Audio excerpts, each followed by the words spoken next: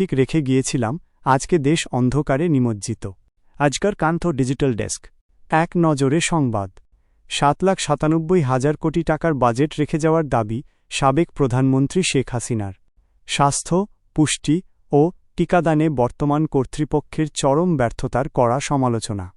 বিদ্যুৎ কেন্দ্র বন্ধ এবং পরিকল্পিতভাবে দেশকে অন্ধকারে নিমজ্জিত করার অভিযোগ।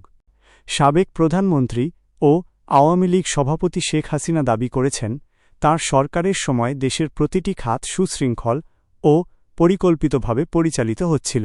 বিশাল অঙ্কের বাজেট রেখে যাওয়ার কথা স্মরণ করিয়ে দিয়ে তিনি অভিযোগ করেন, বর্তমান কর্তৃপক্ষের অব্যবস্থাপনা ও ব্যর্থতার কারণে আজ বিদ্যুৎ কেন্দ্রগুলো বন্ধ পড়ে আছে এবং দেশ অন্ধকারে নিমজ্জিত হয়েছে।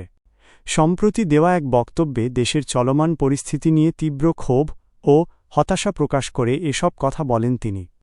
বর্তমান পরিস্থিতির সঙ্গে নিজের সরকারের আমলের তুলনা করে শেখ হাসিনা বলেন, আমি 7,97,000 কোটি টাকার বাজেট দিয়ে গেলাম, দেশের প্রত্যেকটা জিনিস সিস্টেমেটিক ছিল। স্বাস্থ্য, পুষ্টি, টিকা সব সময়মতো দিয়েছি। আর আজকে সেই দেশ অন্ধকারে নিমজ্জিত, বিদ্যুৎ কেন্দ্রগুলো বন্ধ পড়ে আছে।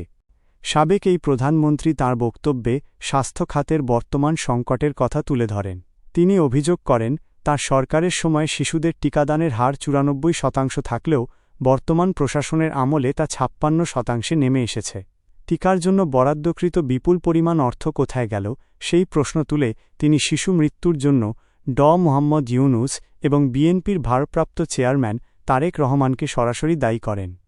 বিদ্যুৎ খাতের সমালোচনা করে আওয়ামী লীগ সভাপতি বলেন, তাঁর সরকার যেখানে ঘরে ঘরে বিদ্যুৎ পৌঁছে দিয়ে সারা দেশকে বিশ্ব দরবারে আলোকিত করেছিল, সেখানে বর্তমান কর্তৃপক্ষ বিদ্যুৎ কেন্দ্রগুলো বন্ধ রেখে মানুষের জীবনকে অন্ধকারে ঠেলে দিয়েছে।